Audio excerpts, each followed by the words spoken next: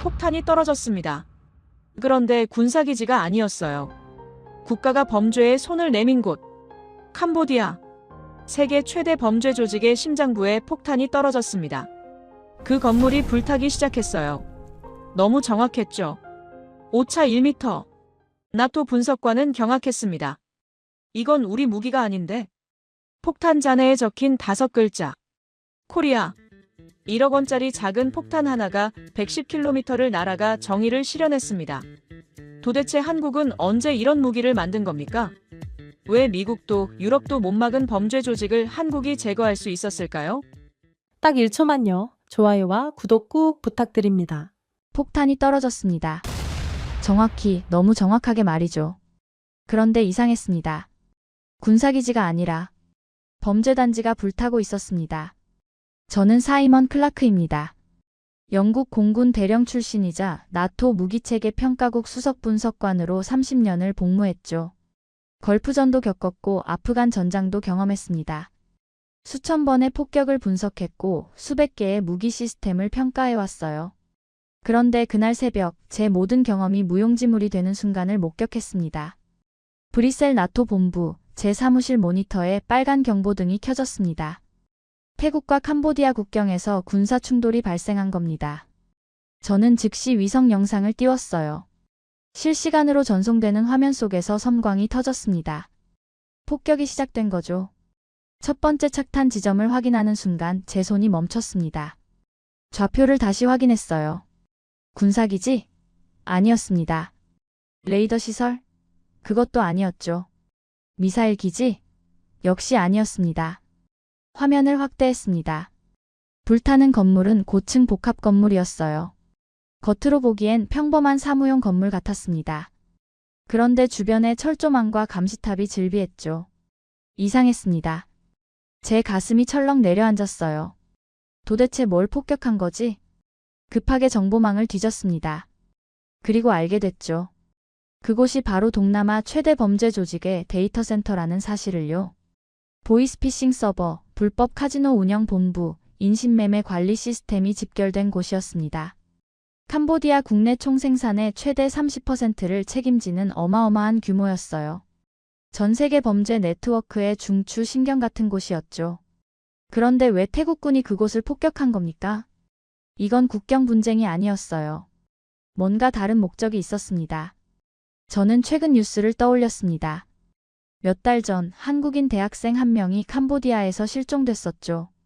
구직 사기에 속아 캄보디아로 건너갔다가 스캠 단지에 갇혔어요.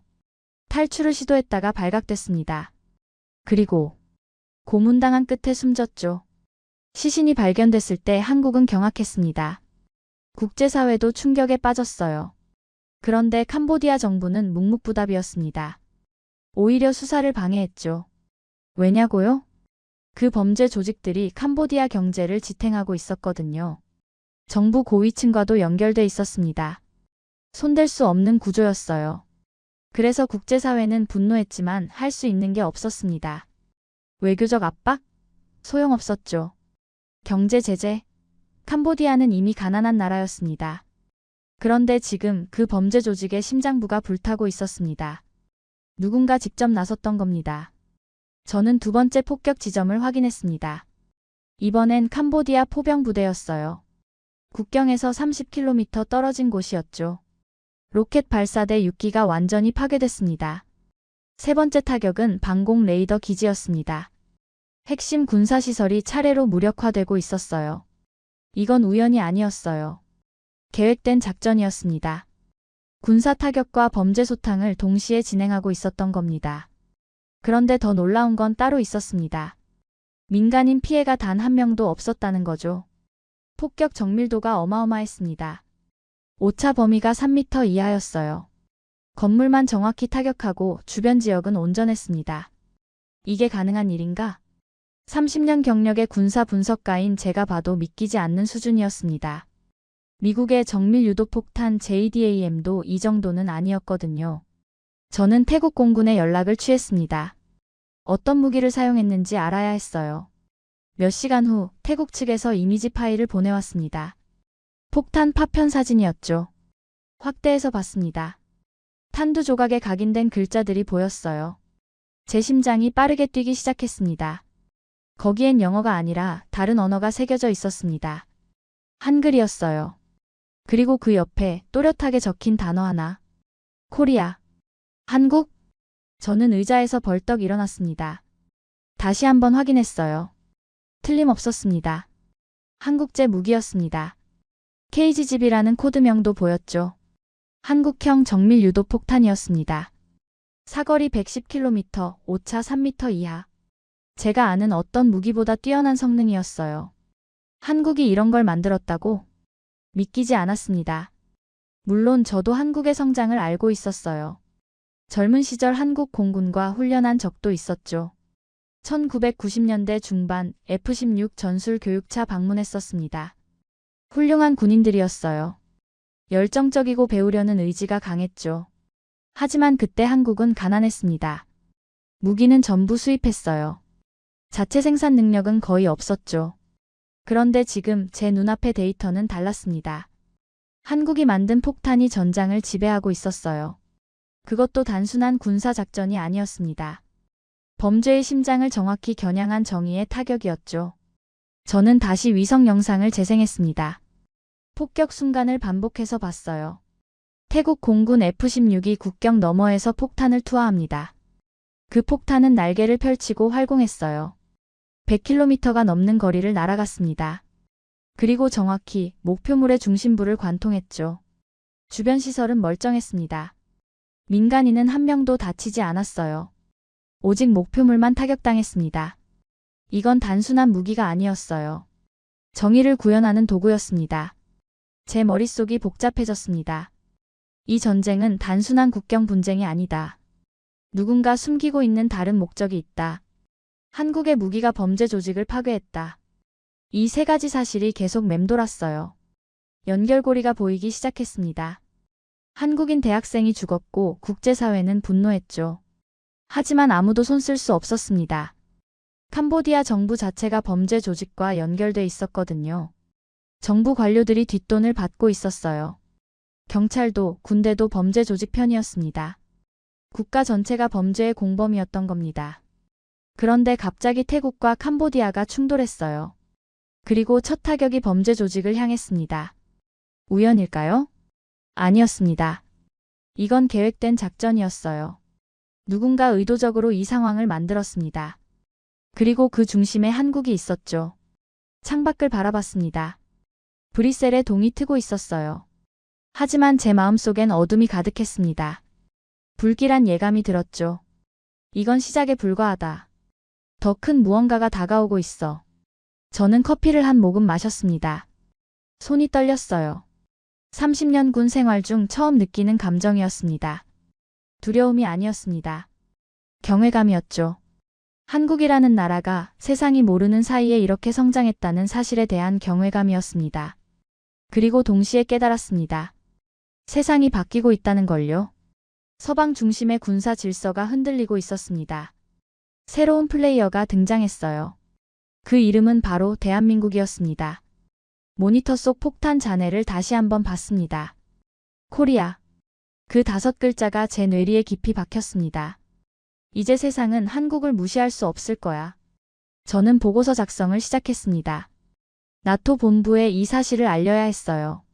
하지만 뭐라고 써야 할까요? 한국이 우리보다 앞서갔습니다. 라고 쓸까요? 한국 무기가 전쟁의 룰을 바꿨습니다. 라고 쓸까요? 아니면 솔직하게 우리가 한국을 너무 과소평가했습니다. 라고 쓸까요? 손이 움직이지 않았습니다. 인정하기 싫었거든요. 하지만 사실은 사실이었습니다. 한국은 이미 우리가 생각하는 것보다 훨씬 앞서 있었습니다.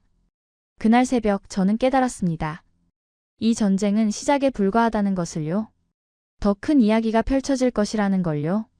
그리고 그 중심에는 언제나 한국이 있을 거라는 사실을요. 그날 오후였습니다. 제 모니터에 또다시 경보가 떴어요. 캄보디아군이 움직이고 있었습니다. 국경에서 80km 떨어진 포병 부대가 포문을 열었죠. 장거리 로켓 발사가 감지됐습니다. 궤적을 추적했어요. 목표는 태국 국경 마을이었습니다. 또 민간인을 노린다. 로켓 6발이 발사됐습니다. 저는 숨을 죽이고 화면을 지켜봤어요.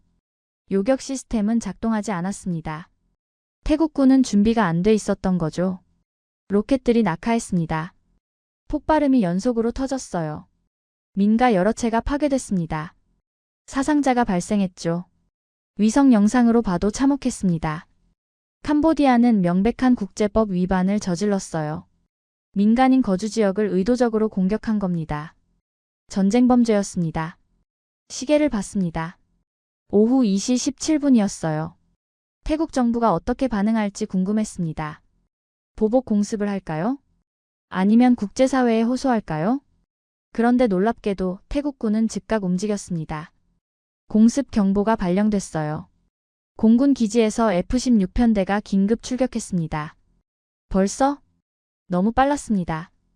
보통 이런 상황에선 작전 회의부터 시작해요. 승인 절차도 필요하죠. 최소 몇 시간은 걸립니다. 그런데 30분도 안 돼서 전투기가 뜬 겁니다. 뭔가 이미 준비돼 있었던 것 같았어요. F-16들이 상승했습니다. 고도 8,000m까지 올라갔죠. 그런데 이상했습니다. 비행 방향이 국경 반대편이었어요. 저쪽으로 가면 뭐가 있지? 위성 지도를 확대했습니다. 국경에서 한참 떨어진 태국 영공 내부였어요. 거기서 뭘 한다는 거야? 의문은 곧 풀렸습니다. F-16 편대가 지정 좌표에 도달했어요. 그리고 무언가를 투하했습니다. 확대해서 봤습니다. 폭탄이었어요. 네 발이 동시에 떨어지고 있었습니다. 그런데 순간 믿을 수 없는 일이 벌어졌습니다. 폭탄들이 변신하기 시작했어요. 양쪽에서 날개가 펼쳐졌습니다. 마치 접힌 종이를 펴는 것처럼 매끄럽게 전개됐죠. 저게 뭐야? 폭탄이 자유낙하를 멈췄습니다. 활공을 시작했어요. 일정한 고도를 유지하면서 전진했습니다. 이건 그냥 폭탄이 아니었어요. 유도무기였습니다. 그것도 아주 정교한 유도무기였죠. 폭탄은 계속 날아갔습니다. 10km, 20km, 30km. 멈출 기미가 없었어요. F-16은 이미 귀환 중이었습니다. 국경은 절대 넘지 않았죠. 하지만 폭탄은 계속 전진했습니다. 국경선을 넘었어요. 캄보디아 영공으로 들어갔습니다. 국경을 넘지 않고도 공격이 가능하다고? 이건 완전히 새로운 개념이었습니다. 항공기는 안전한 자국 영공에 머물러 있어요. 격추당할 위험이 전혀 없죠. 하지만 무기는 적진 깊숙이 도달합니다. 완벽한 전술이었어요. 폭탄은 80km를 넘어섰습니다. 90km, 100km. 여전히 날고 있었어요. 도대체 사거리가 얼마나 되는 거야? 제가 아는 어떤 유도폭탄도 이 정도는 아니었습니다. 미국의 JDAM은 최대 28km예요. 그것도 최적 조건에서 말이죠. 그런데 이 폭탄은 그 4배를 날아가고 있었습니다. 드디어 목표 지점에 도달했습니다. 폭탄이 하강 자세로 전환했어요. 각도를 조정하며 급강하했습니다. 목표물은 캄보디아 포병 부대였어요. 방금 전 태국 마을을 공격한 바로 그곳이었죠. 캄보디아군은 전혀 몰랐습니다. 레이더에 아무것도 안 잡혔거든요. 폭탄이 너무 작고 낮게 날아왔어요. 탐지가 불가능했습니다. 그리고 순간 폭발이 일어났습니다. 로켓 발사대가 하나씩 파괴됐어요. 정확히 4발이 투하됐고 4발 모두 명중이었습니다. 한 발의 오차도 없었어요. 탄약 저장고도 함께 폭발했습니다. 연쇄 반응이 일어났죠. 캄보디아 포병 부대는 완전히 무력화됐습니다. 시계를 다시 봤습니다. 오후 2시 47분이었어요. 캄보디아의 공격부터 태국의 반격까지 정확히 30분이었습니다. 30분. 전쟁 역사상 가장 빠른 보복이었어요. 저는 곧바로 녹화 버튼을 눌렀습니다. 모든 영상을 저장했어요. 그리고 처음부터 다시 재생했습니다. 천천히 아주 세밀하게 분석하기 시작했죠. 폭탄이 투하되는 순간을 멈췄습니다. 확대했어요. 폭탄의 형태가 보였습니다. 유선형 동체에 접힌 날개가 달려 있었어요. 꼬리 부분엔 작은 장치들이 부착돼 있었습니다. 아마도 유도 시스템일 겁니다. 다음 프레임으로 넘겼습니다. 날개가 펼쳐지는 장면이었어요. 기계적으로 완벽하게 작동했습니다. 양쪽 날개가 동시에 전개됐죠. 펼쳐진 날개의 폭은 약 3m 정도였습니다. 활공에 최적화된 구조였어요. 계속 프레임을 넘겼습니다. 폭탄이 일정한 궤적을 그리며 날아갔어요. 바람의 영향을 거의 받지 않았습니다. 실시간으로 경로를 수정하고 있었던 거죠. GPS 신호를 받아서 위치를 파악하고 목표물까지의 최적 경로를 계산하는 겁니다. 이 정도 기술이라면 엄청난 컴퓨팅 파워가 필요합니다. 그런데 저 작은 폭탄 안에 다 들어있다고요? 놀라웠어요. 소형화 기술이 대단한 겁니다. 마지막 착탄 순간을 봤습니다. 폭탄이 정확히 로켓 발사대 중심부를 관통했어요. 오차가 1m도 안 됐습니다. 완벽해. 30년 경력의 군사 분석가인 제가 봐도 완벽했습니다. 설계, 제작, 운용 모든 면에서 최상급이었어요.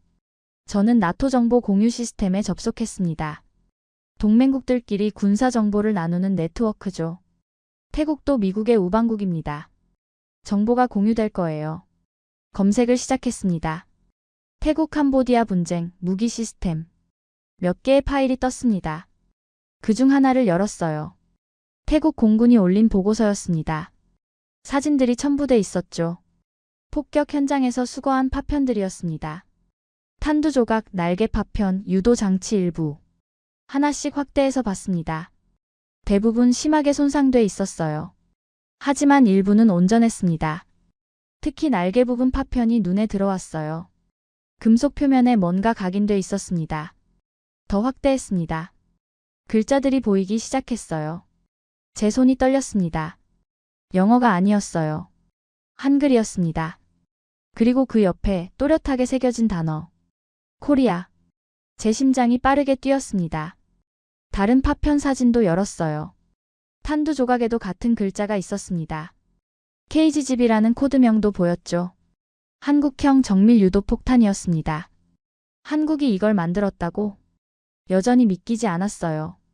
하지만 증거는 명확했습니다. 저는 추가 데이터를 찾기 시작했습니다. KGGB에 대한 정보가 필요했어요. 나토 데이터베이스를 검색했습니다. 몇 개의 파일이 나왔어요. 2023년 작성된 보고서였습니다. 한국 방산 수출 동향 분석.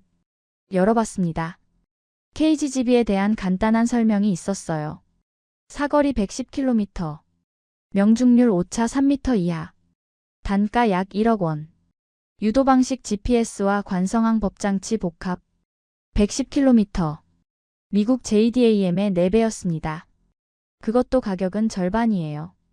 성능은 더 좋은데 가격은 저렴하다니. 이건 시장을 뒤흔들 무기였습니다. 더 놀라운 건 생산 능력이었어요. 한 달에 200발 이상 제작 가능하다고 나와 있었습니다. 미국은 50발 정도밖에 못 만들어요. 생산성이 4배 차이였죠. 어떻게 이게 가능하지? 한국 기술자들이 뭔가 다른 방식을 썼다는 겁니다. 비싼 부품으로 승부하는 게 아니라 효율적인 설계로 이긴 거예요. 꼭 필요한 것만 넣고 불필요한 건 과감히 뺐습니다.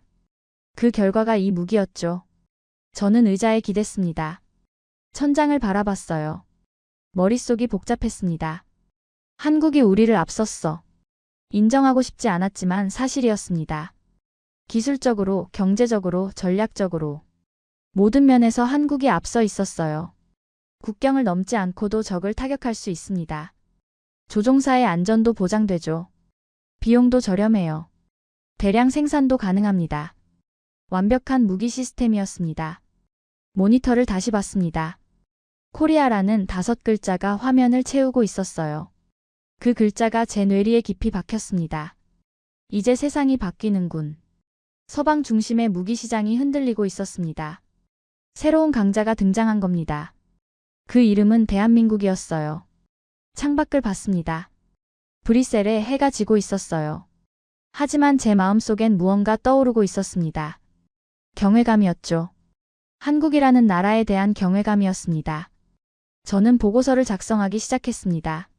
나토 본부에 알려야 했어요. 손이 키보드 위에 올려졌습니다. 한국형 정밀 유도폭탄 긴급 분석 보고서. 첫 문장을 썼습니다. 오늘 전쟁의 룰이 바뀌었습니다. 나토가 움직이기 시작했습니다. 제 보고서가 올라간 다음 날이었어요. 브뤼셀 본부 회의실에 긴급 소집 명령이 떨어졌습니다. 저도 참석해야 했죠. 회의실 문을 열고 들어갔습니다. 이미 30명 넘는 분석가들이 모여 있었어요. 각국 군사정보국 인원들이었습니다. 영국, 독일, 프랑스, 이탈리아, 폴란드, 미국 펜타곤 대표도 있었죠. 다들 심각한 표정이었어요. 벽면 스크린에는 KGB 사진이 떠 있었습니다. 한국형 정밀 유도 폭탄이었어요. 의장석에 앉은 독일 준장이 입을 열었습니다. 자, 시작하지. 이 무기에 대해 논의할 시간이다. 프랑스 분석가 한 명이 손을 들었어요. 정말 한국이 단독으로 만든 겁니까? 파편 분석 결과가 명확합니다. 순수 한국제예요. 영국 분석가가 고개를 저었습니다. 중국 기술을 역설계한 거 아닙니까? 사거리가 110km라는 게 말이 됩니까? 설계 구조를 봤습니다. 중국제와 완전히 다릅니다. 명중률 100%는 과장 아닙니까? 회의실이 술렁이기 시작했어요. 다들 믿고 싶지 않았던 겁니다. 한국이 서방을 앞섰다는 사실을요. 저는 조용히 앉아서 지켜봤습니다. 그들의 반응이 이해됐어요. 저도 처음엔 똑같았으니까요. 독일 준장이 손을 들어 정적을 만들었습니다. 클라크 대령, 분석 결과를 보고하게. 저는 천천히 일어났습니다. 노트북을 열어 스크린에 자료를 띄웠어요. 첫 번째 타격 지점을 보겠습니다. 위성사진이 확대됐습니다. 고층 건물이 반쯤 무너진 모습이었어요. 여기는 군사기지가 아닙니다. 그럼 뭡니까? 캄보디아 정부와 연결된 범죄 조직 시설입니다. 회의실이 조용해졌어요. 세계 최대 규모의 보이스피싱, 인신매매 본거지 중 하나였습니다. 몇 달 전 한국인 대학생이 이곳에서 고문치사당한 사건이 있었죠. 사진을 하나 더 띄웠습니다. 첫 폭격이 바로 이곳을 겨냥했습니다. 한 분석가가 물었어요. 그럼 이건 보복 공격이었다는 겁니까? 보복이라기보단 정의 구현에 가깝습니다. 저는 조심스럽게 말했어요. 캄보디아 정부는 이 범죄 조직과 깊이 연루돼 있었습니다. 손댈 수 없는 구조였죠. 그런데 한국 무기가 그 심장부를 파괴했습니다. 독일 준장이 팔짱을 꼈습니다. 앞으로도 이런 타격이 계속될까? 가능성이 높습니다. 캄보디아 내 범죄 시설이 13곳 이상 남아 있으니까요. 지켜봐야겠군. 저는 고개를 끄덕였어요. 하지만 더 중요한 건 따로 있습니다. 다음 자료를 띄웠습니다. 무기 성능 비교표였어요. 이 무기 자체입니다. 회의실 모두가 화면에 집중했습니다. 왼쪽에는 미국 JDAM이 있었어요. 오른쪽에는 한국 KGB가 있었습니다. 먼저 사거리를 보겠습니다. JDAM은 최대 28km입니다. KGB는 110km예요. 거의 4배 차이입니다. 누군가 휘파람을 불었어요. 명중률은 어떻습니까? JDAM은 약 85%입니다. 우수한 수치죠. 하지만 KGB는 실전에서 100%를 기록했습니다. 7발 발사, 7발 명중이었어요. 회의실이 다시 술렁였습니다. 가격은요? JDAM은 발당 약 2억 원입니다. KGB는 1억 원이에요. 이탈리아 분석가가 손을 들었어요. 잠깐만요. 성능은 더 좋은데 가격은 절반이라고요? 그렇습니다. 저는 단호하게 대답했어요. 생산 속도도 빠릅니다.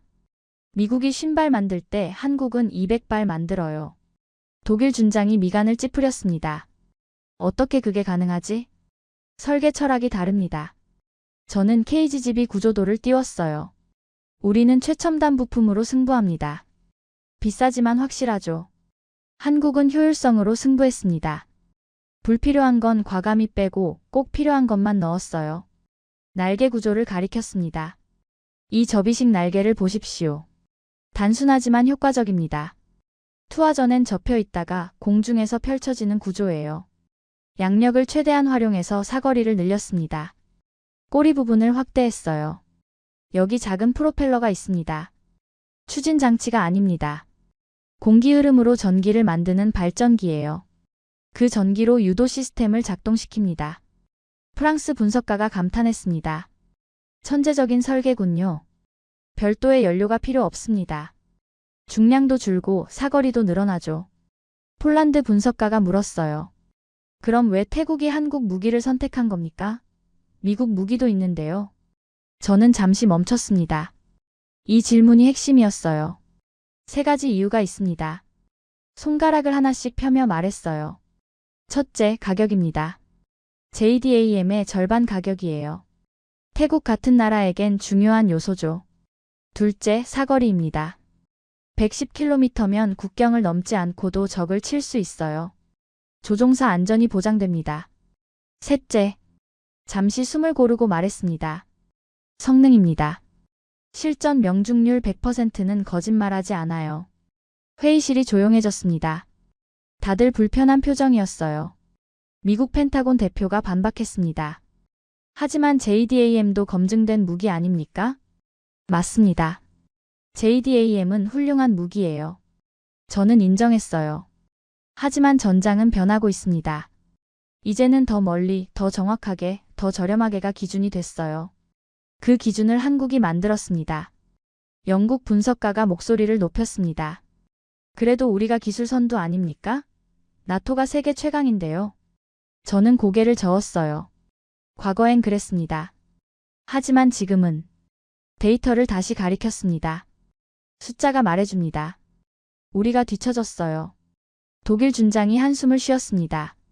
인정하기 싫지만 데이터는 명확하군. 예, 그렇습니다. 저도 솔직하게 말했어요. 한국은 조용히 따라잡았습니다. 아니, 추월했죠. 회의실에 무거운 침묵이 흘렀어요. 다들 받아들이기 힘들어했습니다. 나토가 최고라고 믿었는데 아니었던 거예요. 이탈리아 분석가가 조심스럽게 물었습니다. 그럼 우리는 어떻게 해야 합니까? 배워야 합니다. 저는 단호하게 말했어요. 한국의 설계 철학을 연구해야 해요. 효율성, 실용성, 경제성. 이 세 가지를 배워야 합니다. 아니면 잠시 멈췄다가 계속 말했습니다. 우리도 뒤처질 겁니다. 독일 준장이 팔짱을 풀었어요. 한국과 기술 협력을 고려해야겠군. 그게 현명한 선택일 겁니다. 저는 고개를 끄덕였어요. 프랑스 분석가가 물었습니다. 다른 나라들 반응은 어떻습니까? 일본은 경계하고 있습니다. 중국은 침묵 중이에요. 동남아는요? 이미 한국과 접촉했습니다. 곧 대규모 계약이 나올 거예요. 독일 준장이 시계를 봤습니다. 오늘은 여기까지 하지. 계속 모니터링하게. 알겠습니다. 회의가 끝났습니다. 분석가들이 하나둘 나갔어요. 저는 자리에 남아 있었습니다. 스크린을 바라봤어요. KGB 사진이 여전히 떠 있었습니다. 작지만 강력한 무기였죠. 한국이 만든 걸작이었습니다.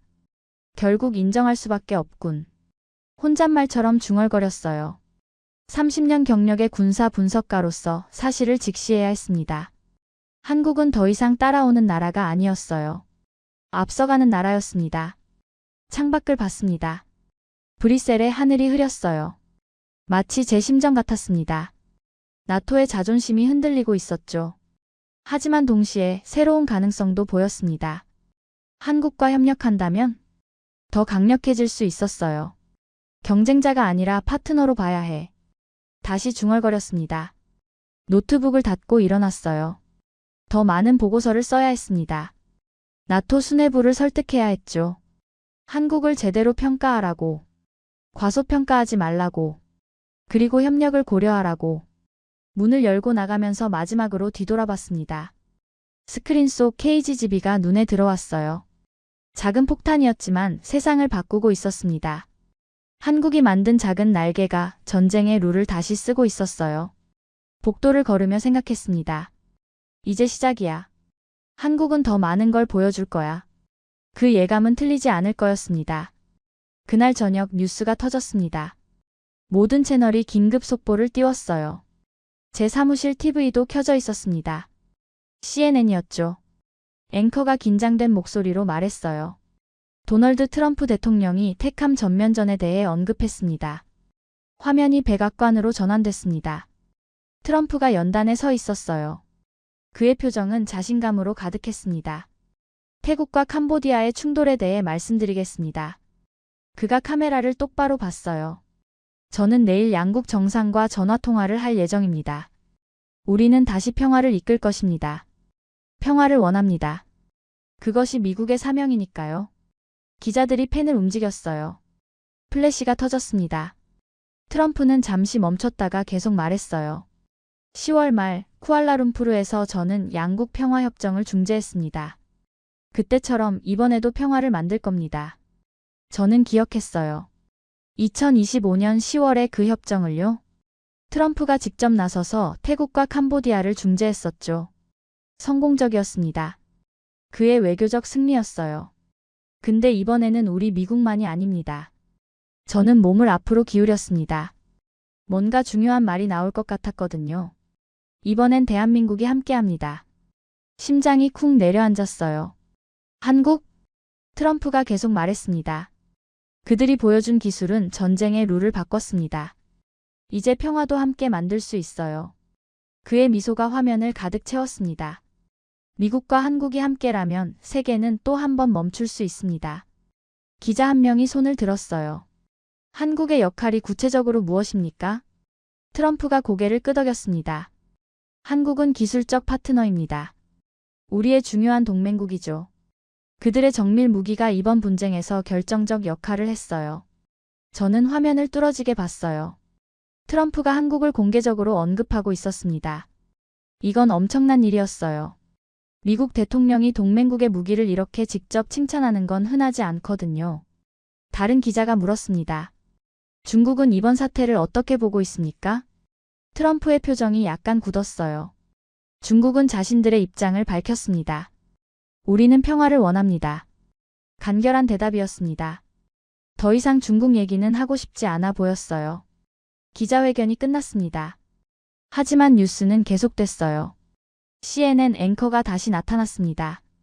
외교부와 군 전문가들은 이번 타격이 우연이 아닐 수 있다고 분석합니다. 저는 고개를 끄덕였어요. 우연이 아니었습니다. 계획된 응징이었죠. CNN은 계속 보도했습니다. 나토 군사 전문가들도 이 사안을 주목하고 있습니다. 화면이 브뤼셀로 전환됐어요. 제 동료인 나토 군사 분석관이 인터뷰 중이었습니다. 이번 타격은 군사적으로나 도덕적으로나 정당성이 있습니다. 범죄 조직에 대한 정밀 타격이었고 민간인 피해가 전혀 없었습니다. 한국 무기의 정밀도를 보여주는 사례입니다. 저는 의자에 기댔어요. 세계가 한국을 주목하기 시작했습니다. 더 이상 조용한 중견국이 아니었어요. 정의를 실현하는 기술 강국이었습니다. 채널을 돌렸습니다. 일본 NHK였어요. 일본 방송은 조심스러웠습니다. 한국의 방산 기술이 예상보다 발전했습니다. 앵커의 표정이 불편해 보였어요. 우리도 대응이 필요합니다. 중국 CCTV로 돌렸습니다.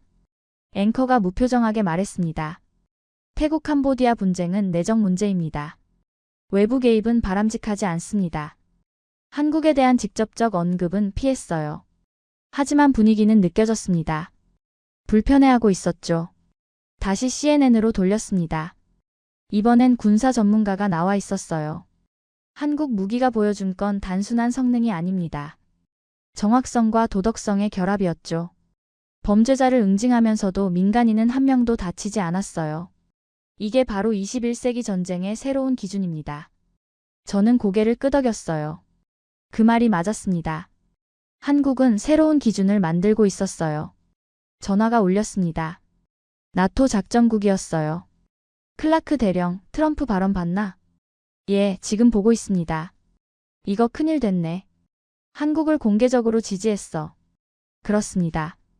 수뇌부가 난리야. 긴급회의가 또 잡혔어. 언제입니까?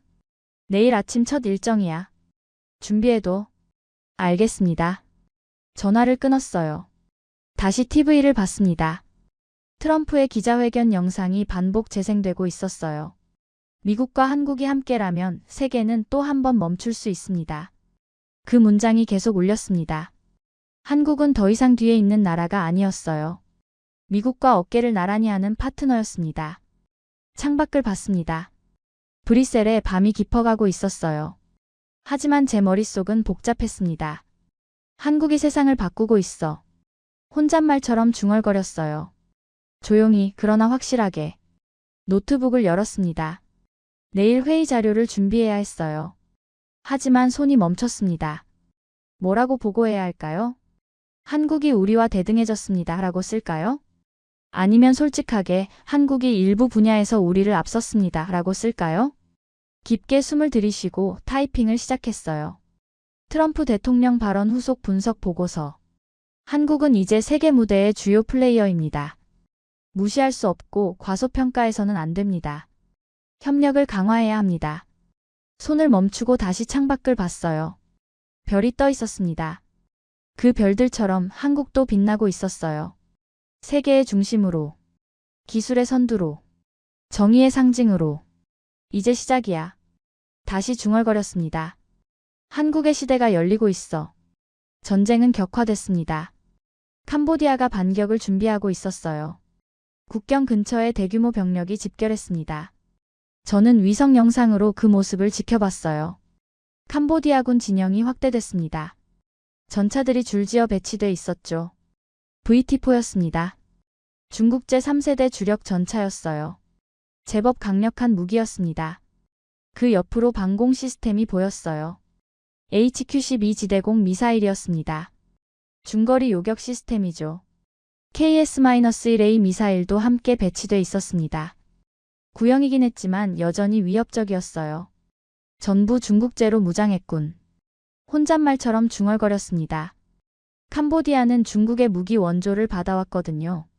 오랜 군사협력 관계였습니다. 화면을 더 확대했어요. 중국 군사 자문단도 보였습니다. 위장복을 입은 중국 장교들이 캄보디아군을 지도하고 있었죠. 이번엔 진심이군. 캄보디아는 패배를 만회하려 했습니다. 중국의 지원을 받아 대규모 반격을 준비하는 거였어요. 다음 날 새벽이었습니다. 캄보디아군이 움직였어요. VT-4 전차 부대가 전진 배치됐습니다. 국경에서 불과 20km 지점이었죠. HQ-12 레이더가 가동되기 시작했어요. 하늘을 감시하고 있었습니다. 태국 공군을 요격하겠다는 거야. 제 예상이 맞았습니다. 하지만 태국도 가만히 있지 않았어요. 공습 경보가 발령됐습니다. 이번엔 FA-50 편대였어요. 한국제 경전투기였습니다. F-16보다 작지만 효율적인 기체였죠. FA-50 4대가 이륙했습니다. 고도를 높여 8,000m까지 상승했어요. 역시 국경 안쪽에 머물렀습니다. 국경을 넘을 생각이 없었죠. 지정 좌표에 도달했습니다. KGGB를 투하했어요. 폭탄들이 날개를 펼치며 활공하기 시작했습니다. 캄보디아 측 HQ-12 레이더가 반응했어요. 화면에 경보음이 울렸습니다. 비행물체 감지. 캄보디아군 방공 담당자가 외쳤을 겁니다. 하지만 표적이 너무 작았어요. 레이더 화면에 희미하게만 잡혔습니다. 고도가 얼마야? 6,000m에서 하강 중입니다. 미사일 발사 준비. HQ-12 발사대가 선회했습니다. 목표를 향해 각도를 맞췄죠. 하지만 라곤이 안 됐습니다. 표적 신호가 너무 약했어요. 라곤 실패. 시야 확보 불가. 무전기에서 당황한 목소리가 터져나왔습니다. KGGB는 계속 날아왔어요. 100km를 거의 다 왔습니다. 이제 목표물이 가까웠죠. 캄보디아군이 다시 시도했습니다. KS-1A를 발사했어요. 미사일이 하늘로 솟았습니다. 하지만 역시 빗나갔어요. KGGB를 추적하지 못했습니다. 요격 실패. 절규에 가까운 보고가 올라왔습니다. 그리고 순간 첫 번째 폭발이 일어났습니다. VT-4 전차 한 대가 화염에 휩싸였어요. 정확히 포탑 위를 관통한 타격이었습니다. 전차가 멈춰섰죠. 두 번째, 세 번째 폭발이 연이어 터졌습니다. VT-4 전차들이 차례로 파괴됐어요. 6대 중 4대가 불타고 있었습니다. 다음은 HQ-12 레이더 기지였습니다. 폭탄이 정확히 레이더 중심부를 뚫었어요. 거대한 접시형 안테나가 산산조각 났습니다. 두 번째 레이더 기지도 마찬가지였죠. 연달아 폭발했습니다. 이제 캄보디아는 눈이 멀었어요. 하늘을 볼 수 없게 됐습니다. 마지막 타격은 지휘소였습니다.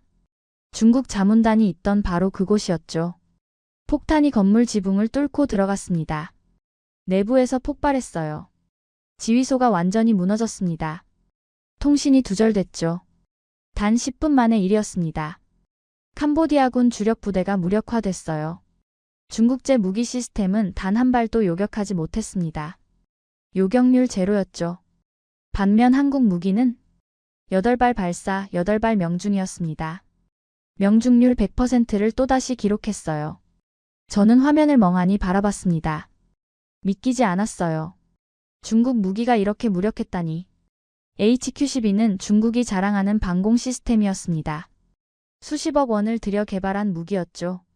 하지만 한국 폭탄 앞에선 무용지물이었어요. VT-4 전차도 마찬가지였습니다. 중국 최신의 전차라고 했는데 너무 쉽게 파괴됐어요. 중국 무기가 이 정도였어? 충격이었습니다. 그동안 우리는 중국을 경계해왔습니다. 나토의 가장 큰 경쟁자라고 생각했죠. 하지만 실전은 달랐어요. 중국 무기는 한국 무기를 막지 못했습니다. 전화가 울렸습니다. 나토 정보국이었어요. 클라크, 지금 봤어? 예, 보고 있습니다. 중국제가 완전히 무너졌어. 이거 큰일인데? 그렇습니다. 중국 무기 신뢰도가 추락할 겁니다. 이미 CNN에서 속보 띄웠어. 전화를 끊고 TV를 켰습니다. CNN이었어요. 화면 하단에 자막이 떴습니다. 중국 무기 체계 붕괴, 한국 방산 전장 지배. 앵커가 긴장된 목소리로 말했습니다. 캄보디아군이 배치한 중국제 방공 시스템이 한국제 유도폭탄을 단 한 발도 요격하지 못했습니다. 화면에 전투 영상이 떴어요. VT-4 전차들이 불타는 모습이었습니다. 중국제 VT-4 전차 6대 중 4대가 파괴됐습니다. HQ-12 방공 시스템도 완전히 무력화됐습니다. 군사 전문가가 화면에 나타났어요. 이건 충격적인 결과입니다. 그가 말했습니다. 중국은 자국 무기를 고가에 수출해왔어요. 하지만 실전에서 이렇게 무력하다는 게 드러났죠. 반면 한국 무기는 압도적 우위를 보였습니다. 다른 전문가가 끼어들었어요. 가격도 절반인데 성능은 2배입니다. 이제 누가 중국제를 사겠습니까? 앵커가 물었습니다. 중국 정부 반응은요? 침묵하고 있습니다. 어떤 공식 발표도 없어요. 저는 화면을 응시했습니다. 중국이 침묵한다는 건 의미가 있었어요.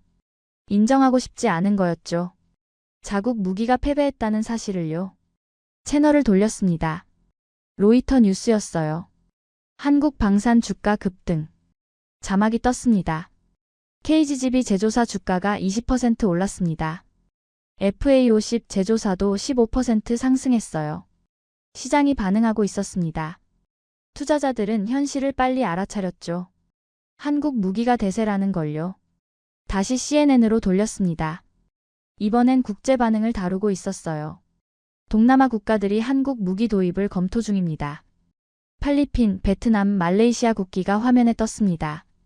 필리핀은 FA50 추가 도입을 발표했습니다. 베트남도 KGGB 구매 협상에 들어갔어요. 말레이시아는 한국 방산업체와 접촉했습니다. 한국 무기 시장이 폭발적으로 커지고 있었어요. 반면 중국 무기 시장은 중국 무기 수출 계약 10건이 취소 검토 중입니다. 자막이 떴습니다. 아프리카, 중동 국가들이 재검토에 들어갔어요. 중국의 위상이 흔들리고 있었습니다. 저는 한숨을 쉬었어요. 결국 실전이 증명했군. 혼잣말처럼 중얼거렸습니다. 아무리 카탈로그 스펙이 좋아도 실전에서 증명하지 못하면 소용없었어요. 중국은 그걸 놓쳤습니다. 값싸게 대량 생산하는 데만 집중했죠. 하지만 품질은 뒤처졌어요. 반면 한국은 가격도 합리적이면서 성능은 최상급이었습니다. 가성비와 실전성을 동시에 잡았어요. 전화가 또 울렸습니다. 이번엔 펜타곤이었어요. 클라크 대령입니까? 그렇습니다. 긴급 브리핑이 소집됐습니다. 워싱턴으로 와주셔야겠습니다. 언제입니까? 내일 오전입니다. 한국 무기에 대한 평가가 필요합니다. 알겠습니다. 전화를 끊었어요. 펜타곤까지 움직이기 시작했습니다. 한국 무기를 정식으로 평가하겠다는 거였죠. 창밖을 봤습니다. 브뤼셀의 하늘이 맑았어요. 하지만 중국의 하늘은 어두울 겁니다. 자국 무기가 실전에서 무너지는 걸 봤으니까요. 중국은 이제 어떻게 할까? 궁금했습니다. 침묵으로 일관할까요? 아니면 반격할까요?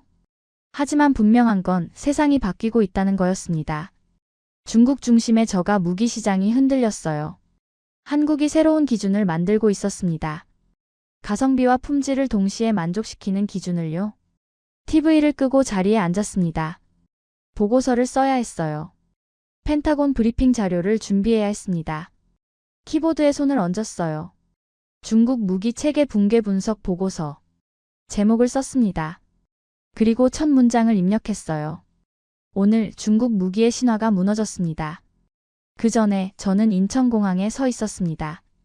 한국에 왔어요. 직접 눈으로 확인하고 싶었습니다. 어떻게 이런 무기를 만들었는지를요. 공항을 나서니 차가 대기하고 있었어요. 한국 국방부에서 보낸 차량이었습니다. 클라크 대령님이시죠? 운전사가 영어로 물었습니다. 그렇습니다. 경남 사천으로 모시겠습니다. FA50 생산 공장이 있는 곳입니다. 차는 남쪽으로 향했어요.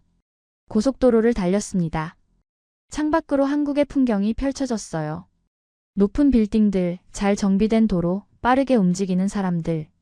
많이 변했군. 혼잣말처럼 중얼거렸습니다. 제가 젊었을 때 한국 공군과 훈련했던 게 30년 전이었어요. 1990년대 중반 F-16 전술 교육차 한국을 방문했었죠. 그때 한국은 지금과 많이 달랐습니다. 가난하진 않았지만 그렇다고 부유하지도 않았죠. 무기는 전부 수입했습니다. 자체 생산 능력이 거의 없었어요. 그런데 지금은 세계가 주목하는 무기를 만들고 있었습니다. 3시간을 달려 사천에 도착했습니다. 한국항공우주산업 공장이었어요. FA50을 만드는 곳이었습니다. 공장 문을 들어서니 엄청난 규모였어요. 거대한 경납고 같은 건물들이 즐비했습니다. 안내자가 저를 맞았습니다. 환영합니다, 클라크 대령님. 저는 김성호 수석연구원입니다. 반갑습니다. 악수를 나눴어요. 먼저 FA50 조립 라인을 보여드리겠습니다. 경납고 안으로 들어갔습니다. 숨이 멎을 것 같았어요. 수십 대의 FA50이 조립 중이었습니다. 각 단계별로 정렬돼 있었죠. 한 달에 몇 대나 생산합니까? 최대 12대입니다. 필요하면 더 늘릴 수 있어요. 대단하군요. 라인을 따라 걸었습니다. 기체 골격부터 시작해서 엔진 장착, 전자장비 설치까지 모든 게 체계적으로 진행되고 있었어요. 국산화율이 얼마나 됩니까? 약 70%입니다. 나머지는 미국산 부품이고요. 인상적입니다. 다음은 KGGB 생산시설이었습니다. 다른 건물로 이동했어요. 여기는 보안이 더 철저했습니다. 출입증을 2번이나 확인했죠. 안으로 들어가니 클린룸이었습니다. 하얀 방진복을 입은 기술자들이 작업 중이었어요. 여기가 유도 시스템 조립실입니다. 김성호가 설명했습니다. 작업대마다 정밀 장비들이 놓여 있었어요. 작은 회로기판들이 조립되고 있었습니다. 이게 GPS 수신 모듈입니까? 그렇습니다. 여기에 관성항법 장치도 통합돼요. 크기가 작군요. 소형화가 핵심이었습니다. 공간을 아껴야 사거리를 늘릴 수 있거든요. 다음 방으로 이동했습니다. 여기는 날개 조립실이었어요. 접이식 날개들이 줄지어 놓여 있었습니다. 이 설계가 천재적이더군요. 제가 말했습니다. 접었다 펼치는 메커니즘이 단순하면서도 효과적입니다. 김성호가 미소 지었어요. 5년이 걸렸습니다. 수천 번의 시뮬레이션과 실험 끝에 만들었죠. 실패도 많았겠습니다. 많았죠. 처음엔 날개가 제대로 펼쳐지지 않았어요. 공중에서 찢어지기도 했습니다. 하지만 포기하지 않았어요. 그의 눈에 자부심이 담겨 있었습니다. 마지막으로 최종 조립실에 갔습니다. 완성된 KGGB들이 줄지어 있었어요. 은빛 동체가 빛났습니다. 아름답군요. 저도 모르게 감탄이 나왔어요. 무기가 아니라 예술작품 같습니다. 감사합니다. 저희에겐 자식 같은 존재예요. 김성호가 KGGB 하나를 쓰다듬었습니다. 이 안에 우리의 땀과 눈물이 담겨 있습니다. 다음은 개발자들과의 면담이었습니다. 회의실로 이동했어요. 5명의 엔지니어가 기다리고 있었습니다.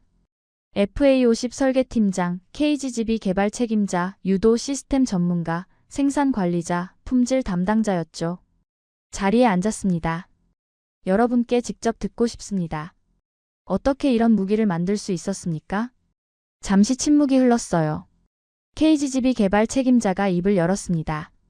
선택지가 없었습니다. 그가 조용히 말했어요.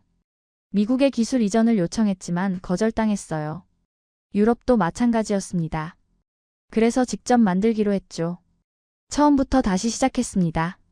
FA50 설계팀장이 이어받았습니다. 1950년 우린 총알 하나도 만들지 못했어요. 모든 걸 미국에서 받아야 했습니다. 그게 얼마나 굴욕적이었는지 아십니까? 그의 목소리에 감정이 실렸어요. 70년이 지났습니다. 이제 우리도 만들 수 있다는 걸 증명하고 싶었어요.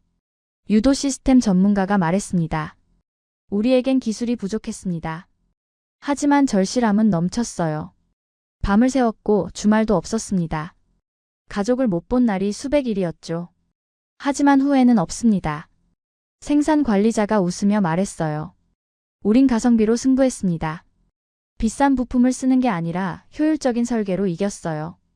필요 없는 건 과감히 빼고 꼭 필요한 것만 넣었습니다. 그 결과가 KGGB입니다. 품질 담당자가 덧붙였습니다. 실전성에 집중했어요. 카탈로그 스펙이 아니라 전장에서 진짜 쓸 수 있는 무기를 만들었습니다. 그래서 명중률 100%가 가능했던 거예요. 저는 그들을 한 명씩 바라봤습니다. 진심이 느껴졌어요. 이 사람들은 단순히 일한 게 아니었습니다. 사명감으로 만든 거였죠. 한 가지 더 묻겠습니다. 제가 말했어요. 한국 무기의 진짜 강점은 뭡니까? KGGB 개발 책임자가 잠시 생각하더니 대답했습니다. 기술이 아닙니다. 그럼 뭡니까? 정신입니다. 그가 조용히 말했어요. 우리는 절실했어요. 살아남아야 했으니까요. 한반도는 아직도 분단돼 있습니다. 전쟁이 끝난 게 아니라 멈춰 있을 뿐이죠. 그래서 강해져야 했습니다. 스스로를 지킬 수 있어야 했어요. 그 절실함이 이 무기를 만들었습니다. 저는 숙연해졌습니다. 한국 무기의 비밀을 알았어요. 최첨단 기술이 아니었습니다. 생존을 위한 절실함이었죠. 감사합니다. 제가 말했어요. 많은 걸 배웠습니다. 저희가 감사하죠. 와주셔서요. 악수를 나눴습니다. 공장을 나서며 뒤돌아봤어요. 저 안에서 한국의 미래가 만들어지고 있었습니다. 절실함과 기술의 결합으로요. 차를 타고 서울로 돌아왔습니다. 호텔 방에 들어가 창밖을 봤어요. 서울의 야경이 아름다웠습니다. 불빛들이 반짝이고 있었죠. 이 나라는 멈추지 않는군. 혼잣말처럼 중얼거렸습니다. 70년 전 폐허에서 시작했어요. 지금은 세계가 주목하는 기술 강국이 됐습니다. 그 원동력은 절실함이었어요. 노트북을 열었습니다. 보고서를 써야 했어요. 한국 방산 현장 방문 보고서. 제목을 썼습니다. 그리고 첫 문장을 입력했어요. 한국 무기의 진짜 힘은 기술이 아니라 정신입니다. 손을 멈추고 다시 창밖을 봤습니다. 우리도 배워야 해. 다시 중얼거렸어요. 절실함을 잊지 말아야 해. 나토는 너무 오래 안주했을지 모릅니다. 편안했죠. 하지만 한국은 달랐어요. 매일이 전쟁 같은 나라에서 생존을 위해 싸워왔습니다. 그 결과가 지금의 기술력이었죠. 타이핑을 계속했습니다. 한국은 우리의 경쟁자가 아니라 스승입니다. 우리가 잊었던 것을 그들은 기억하고 있습니다. 절실함, 헌신, 그리고 생존 본능을요. 이제 우리가 배울 차례입니다. 보고서를 마무리하고 저장했어요. 내일 나토 본부에 보낼 겁니다. 잠자리에 들기 전 마지막으로 창밖을 봤습니다. 서울의 불빛이 여전히 빛나고 있었어요. 마치 한국의 미래처럼 밝게 말이죠. 그리고 저는 다시 브뤼셀에 돌아와 있었습니다. 나토 본부였어요. 긴급 확대 회의가 소집됐습니다. 회의실 문을 열고 들어가니 이미 가득 차 있었어요. 유럽 각국의 장성들이 모여 있었습니다. 독일, 프랑스, 영국, 이탈리아, 폴란드, 네덜란드, 스페인, 노르웨이. 나토 회원국 군사 수뇌부가 다 왔더군요. 미국 국방부 대표도 있었습니다. 의장석에 나토 사무총장이 앉았습니다. 오늘 회의 목적은 명확합니다. 그가 말했어요. 태국 캄보디아 분쟁에서 드러난 무기체계 변화를 논의하는 겁니다. 스크린에 지도가 떴습니다. 전투 지역이 표시돼 있었죠. 클라크 대령이 현장 분석과 한국 방문을 담당했습니다. 발표해 주시죠. 저는 일어났습니다. 노트북을 연결하고 자료를 띄웠어요. 먼저 정밀 유도무기 비교표를 보시겠습니다. 화면이 전환됐습니다. 세 나라 국기가 나란히 떴어요. 미국, 중국, 한국이었습니다. 첫 번째, 미국의 JDAM입니다. 사진과 함께 스펙이 나타났어요. 사거리 28km, 가격 20만 달러, 명중률 85%입니다. 회의실이 조용했어요. 다들 익숙한 수치였습니다. 두 번째, 중국 유도탄입니다. 다음 슬라이드로 넘겼어요. 사거리 40km, 가격 15만 달러, 명중률 60%입니다. 몇몇 장성들이 고개를 끄덕였습니다. 예상 범위 아니었죠. 마지막 한국의 KGGB입니다. 세 번째 슬라이드가 떴습니다. 사거리 110km. 누군가 작게 탄성을 질렀어요. 가격 8만 달러. 회의실이 술렁이기 시작했습니다. 실전 명중률 100%. 침묵이 흘렀어요. 무거운 침묵이었습니다. 프랑스 장성이 손을 들었어요. 100%라는 게 확실합니까? 확실합니다. 현재까지 택함 전쟁에서 23발 발사, 23발 명중이었습니다. 믿기 어렵군요. 저도 처음엔 그랬습니다. 제가 솔직하게 말했어요. 하지만 데이터는 거짓말하지 않습니다. 다음 슬라이드를 띄웠습니다. 새 무기를 직접 비교한 표였어요. 사거리 비교 JDAM 28km, 중국 40km, KGGB 110km. 가격 비교 JDAM 20만 달러, 중국 15만 달러, KGGB 8만 달러. 명중률 비교 JDAM 85%, 중국 60%, KGGB 100%. 숫자가 명확했습니다. 한국이 모든 면에서 앞섰어요. 독일 장성이 물었습니다. 생산 능력은 어떻습니까? 월 200발 이상 가능합니다. 미국 JDAM의 4배입니다. 그렇게 많이? 예, 한국은 대량 생산 체계를 갖췄습니다. 영국 장성이 끼어들었어요. 그럼 실전 배치는? 이미 태국이 운용 중입니다. 필리핀도 도입 결정했고요. 우리는 뭘 했던 겁니까? 이탈리아 장성이 답답하다는 듯 말했습니다. 한국을 너무 과소평가했습니다. 제가 대답했어요. 우린 중국만 경계했죠. 하지만 진짜 게임 체인저는 한국이었습니다. 폴란드 장성이 손을 들었어요. 폴란드는 이미 한국과 접촉했습니다. 뭘 논의하셨습니까? FA50 추가 도입과 KGGB 구매입니다. 현명한 선택입니다. 다른 장성들이 웅성거렸어요. 폴란드가 먼저 움직인 거였습니다. 저는 다음 슬라이드를 띄웠습니다. 실전 영상이었어요. KGGB가 날개를 펼치고 활공하는 장면이었습니다. 이게 한국 무기의 핵심입니다. 영상이 재생됐어요. 폭탄이 110km를 날아가 정확히 목표물을 타격했습니다. 국경을 넘지 않고도 적을 칠 수 있습니다. 조종사 위험이 최소화되죠. 비용도 저렴합니다. 이게 21세기 전쟁의 새로운 표준입니다. 회의실이 조용해졌어요. 다들 화면을 응시했습니다. 나토 사무총장이 입을 열었습니다. 클라크 대령의 결론은 뭡니까? 한국을 기준으로 무기체계를 재설계해야 합니다. 제가 단호하게 말했어요. 이젠 미국이나 유럽이 기준이 아닙니다. 한국이 새로운 표준입니다. 미국 대표가 끼어들었어요. 그건 너무 과장 아닙니까? 아닙니다. 저는 고개를 저었어요. 숫자가 증명합니다. 한국 무기가 모든 면에서 우월합니다. 하지만 우리에겐 수십 년 노하우가 있습니다. 그 노하우가 실전에서 통하지 않았습니다. 제 말이 회의실에 울렸어요. 무거운 진실이었습니다. 네덜란드 장성이 조심스럽게 말했습니다. 그럼 우리는 한국에게 배워야 한다는 겁니까? 그렇습니다. 저는 고개를 끄덕였어요. 한국의 설계 철학, 생산 방식, 실전 중심 사고를 배워야 합니다. 아니면 우리가 뒤처집니다. 스페인 장성이 물었어요. 다른 나라들 반응은 어떻습니까? 동남아는 이미 움직였습니다. 중동도 관심을 보이고 있고요. 중국은요?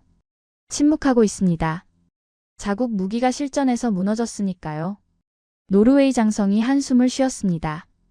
우리가 한 발 늦었군요. 늦지 않았습니다. 제가 말했어요. 지금이라도 협력하면 됩니다. 나토 사무총장이 정리했습니다. 각국은 한국과의 협력 방안을 검토하시기 바랍니다. 기술 교류, 공동 개발, 무기 도입 모두 테이블에 올려놓으시죠. 장성들이 고개를 끄덕였어요. 회의가 끝나갈 무렵이었습니다.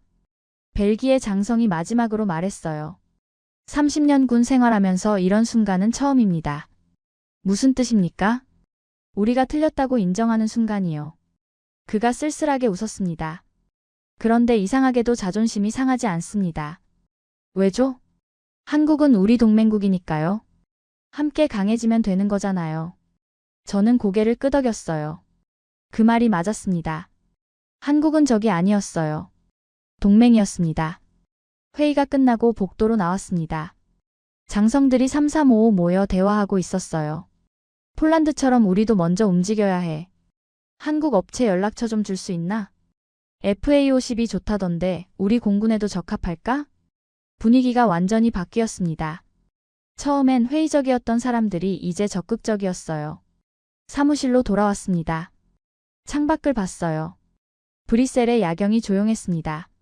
하지만 제 머릿속은 복잡했어요. 오늘 나토가 한국을 인정했습니다. 공식적으로 명확하게요. 더 이상 한국을 무시할 수 없게 됐어요. 새로운 시대가 열린 겁니다. 노트북을 열었습니다. 보고서를 써야 했어요. 나토 긴급회의 결과 보고서. 제목을 썼습니다. 그리고 첫 문장을 입력했어요. 오늘 서방 세계가 한국을 새로운 기준으로 인정했습니다. 손을 멈추고 생각했습니다. 이제 세계가 변해야 했어요. 자존심을 버리고 현실을 봐야 했습니다. 한국과 진정한 파트너십을 맺어야 했죠. 타이핑을 계속했습니다. 한국은 더 이상 따라오는 나라가 아닙니다. 우리가 배워야 할 나라입니다. 이 사실을 받아들이는 게 나토의 미래를 위한 길입니다. 보고서를 마무리하고 저장했어요. 창밖을 다시 봤습니다. 동쪽 하늘이 밝아오고 있었어요. 마치 한국이 떠오르는 것처럼요. 단 몇 주 만에 세상은 완전히 바뀌어 있었어요. 저는 브뤼셀 사무실에서 각국 보고서를 검토하고 있었습니다. 첫 번째는 워싱턴에서 온 거였어요. 미 합참의장 명의로 작성됐습니다. 우리는 지금 한국 기준으로 차세대 무기체계를 재설계 중이다. 문장 하나가 모든 걸 말해줬어요. 미국이 변하고 있었습니다. 두 번째는 브뤼셀이었습니다. 나토 국방장관 회의 결과였죠. 회원국들은 한국형 정밀 유도무기 도입을 적극 검토한다. 유럽도 움직이고 있었어요. 세 번째는 리야드였습니다.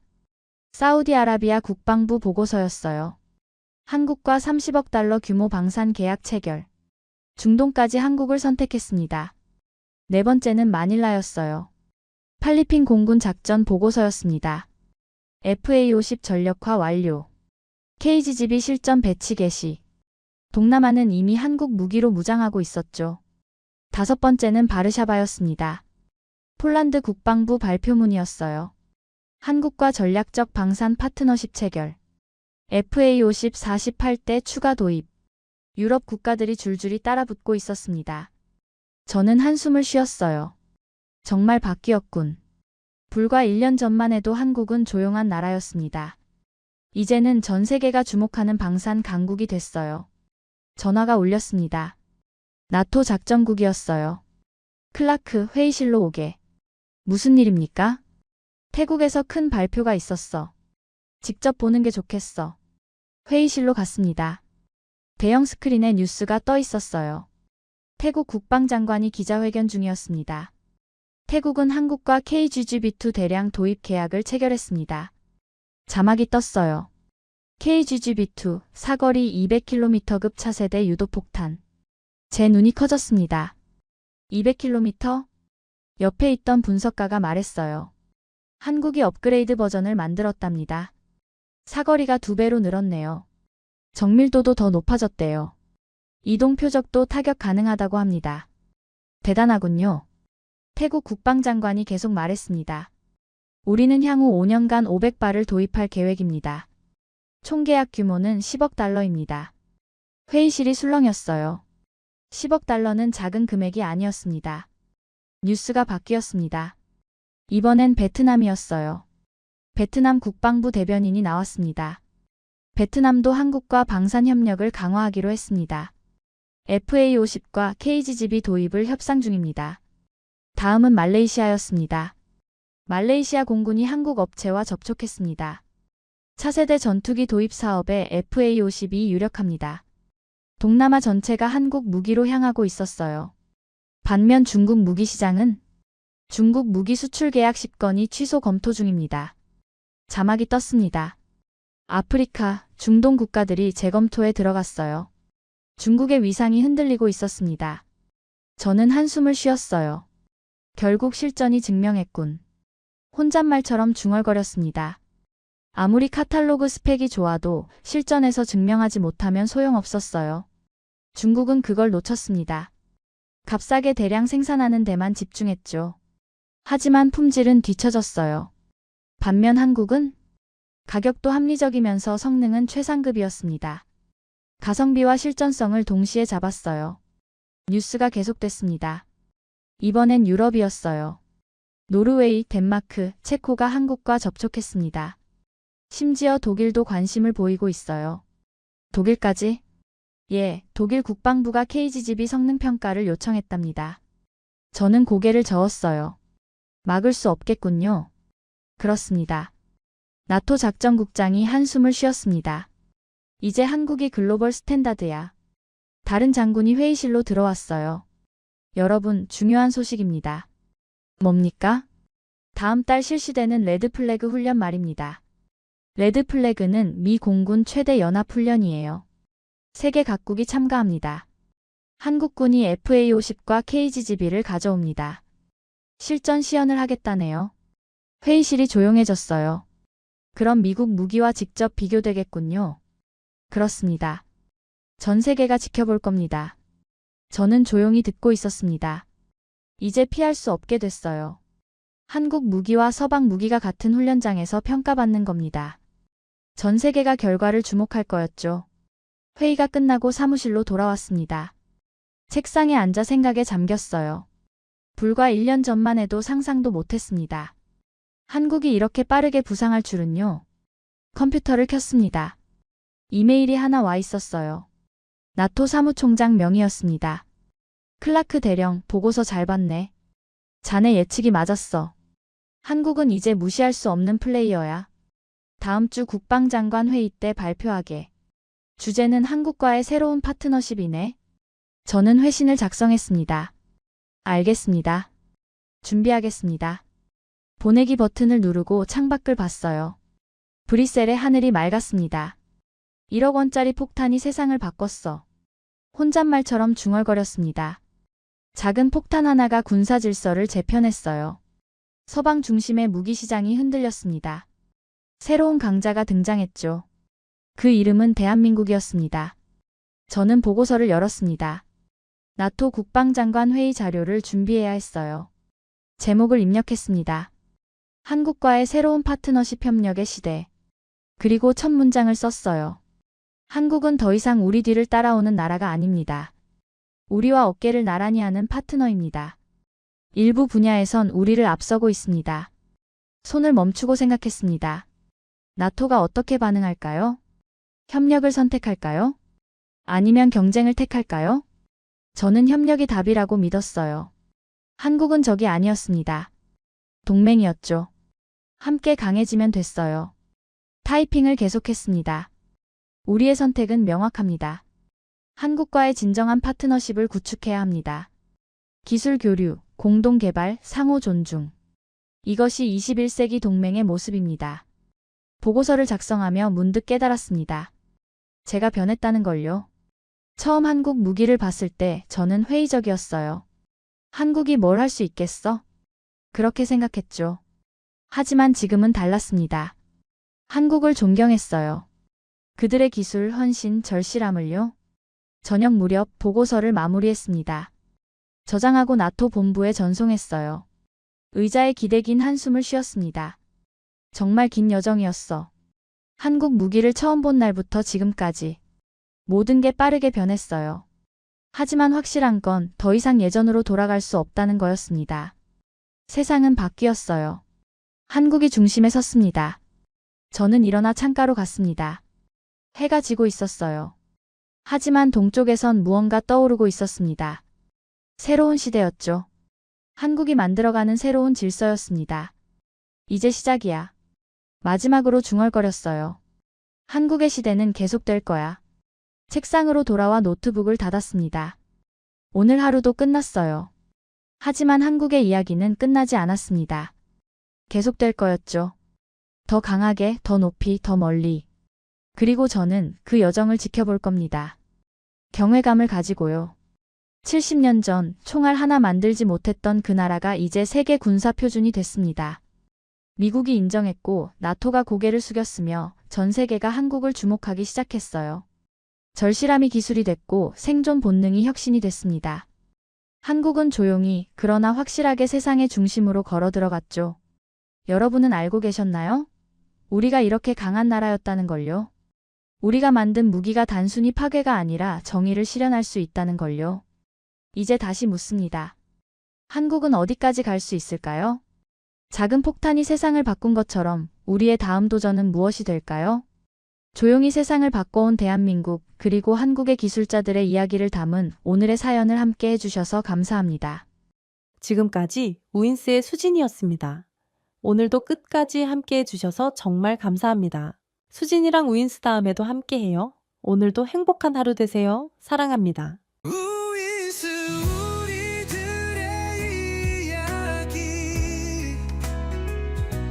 작은 꿈도 커지는 이 순간 웃으며 함께 나가요 모두의 마음이 크게 울려요. 당신만의 감동 이야기가 늘 당신 곁에서 따뜻한 순간으로 남길 바랍니다. 다음에도 따뜻한 이야기로 다시 찾아올게요.